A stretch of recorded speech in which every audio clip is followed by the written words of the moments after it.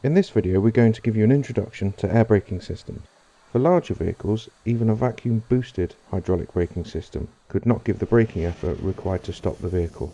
A hydraulic braking system works well for cars and other light vehicles, but the greater braking effort required to bring a large vehicle to a controlled stop leads to air braking systems generally being fitted to heavy and commercial vehicles.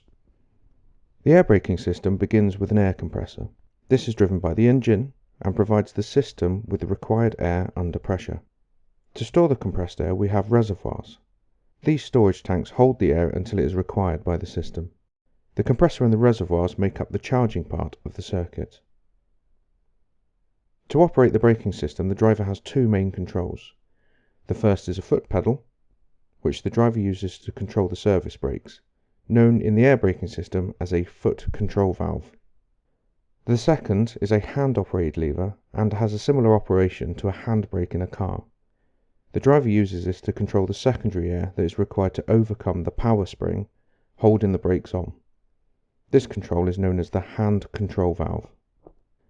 The foot control valve and the hand control valve make up the control part of the circuit. Finally, we have the actuators and the brakes.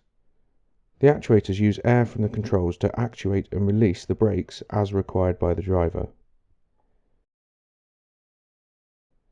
At rest, with no air supplied to the actuators, a powerful spring provides a considerable force to the actuators, keeping the brakes applied.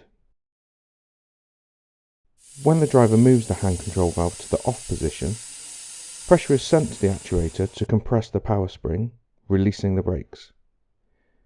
This pressure remains in the secondary portion of the actuator, all the while the hand control valve is in the off position. When the driver pushes the pedal on the foot control valve, it sends air to the actuator to make an application of the service brakes.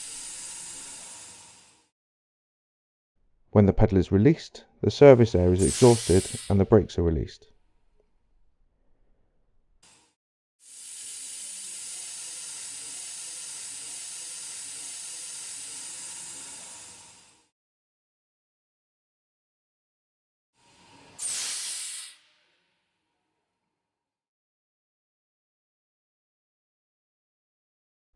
When the driver applies the park brake with the hand control valve, the secondary air is exhausted from the actuator, allowing the power spring to reapply the brakes.